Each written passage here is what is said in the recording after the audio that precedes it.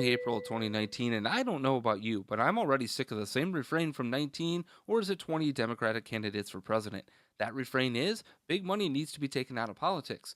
Those evil rich people and their money unduly affect our elections, and that can't stand anymore. It's time to get big money out of politics. But what do the numbers say about said big money? A recent look into some of the numbers for the last presidential and congressional election cycles may surprise you. Data from the FEC put together by the Center for Responsive Politics tells us that all Republican presidential candidates, congressional candidates, and special interest groups racked up 5.5 billion in spending over the past 3 years. That may seem like a ton of money to be spent, and it is. But what about the other side?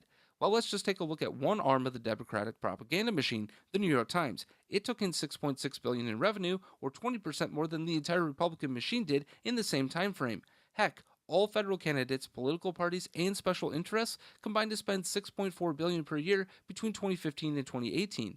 Knowing that, it sure seems that the 6.6 billion of the New York Times looks like a very valuable amount of free propaganda.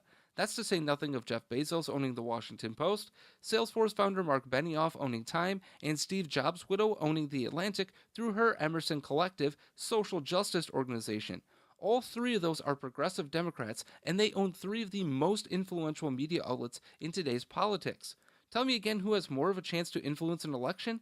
I'm not suggesting we limit their ability to speak through ownership of media, but I am suggesting the notion that big money is ruining our politics today sure seems like selective outrage. I'm Andrew Coppins, and this has been By the Numbers. You can follow me on all the socials at The Coppins Show.